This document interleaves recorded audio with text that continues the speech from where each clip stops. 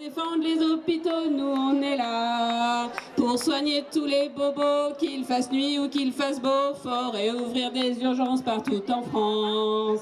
On est là, vous êtes là. Une colère face à un hôpital public en danger.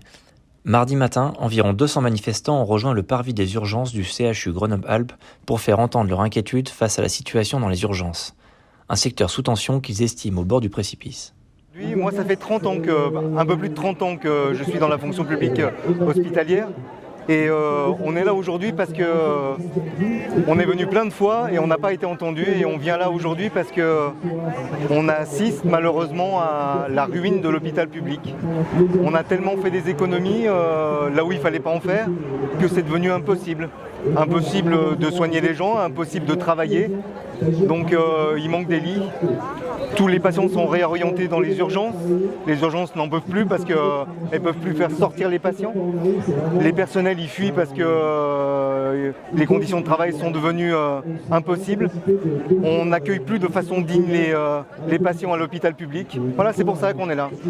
C'est très important de dire aux gens effectivement que malgré que ce soit une petite proportion de gens qui se retrouvent à l'hôpital, quand on y est, on se rend compte qu'effectivement les conditions sont vraiment désastreuses. Et désastreuses en premier pour les patients.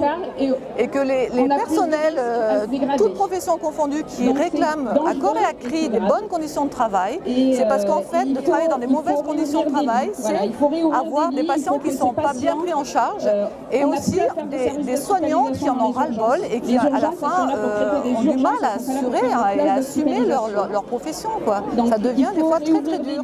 Fermeture de lits, conditions de travail, accueil des patients, les professionnels tirent la sonnette d'alarme après plus de 2 ans de crise sanitaire. C'est un petit peu l'iceberg, on voit un petit peu le problème qui dépasse comme ça, qui déborde, mais le problème il est vraiment là depuis des années. Et le fait qu'il y ait plein de gens qui réclament d'autres conditions en disant attention, attention, attention, ce sont des signaux d'alerte qu'on n'entend pas forcément au sommet de notre État. On est dans une situation vraiment qui ne tient plus. C'est difficile à décrire en fait quand les personnels ne tiennent plus, et les patients ont une qualité de prise en charge qui diminue de plus en plus.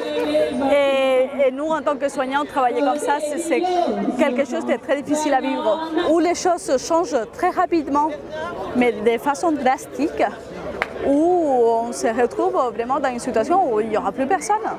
Et le risque de fermeture, comme c'est passé à Bordeaux, il est très, très, très important ici même. Et on a les mêmes chiffres en fait, au niveau du personnel et au niveau des centres des patients externes qu'à Bordeaux. Donc on pourrait fermer les urgences à tout moment. Et la fermeture des urgences, c'est un risque vital pour les patients. Et c'est ça qu'on veut vraiment éviter. Une manifestation lors de laquelle a aussi été évoquée, notamment par les syndicats, la volonté de réintégrer le personnel toujours sans passe sanitaire. Des professionnels qui, depuis l'automne 2021, ne peuvent toujours pas exercer. Là, les dernières suppressions qui sont inadmissibles, c'est tous les soignants suspendus avec l'obligation vaccinale. Depuis le 15 septembre, on a perdu entre 15 et 20 000 collègues de travail dans les hôpitaux français.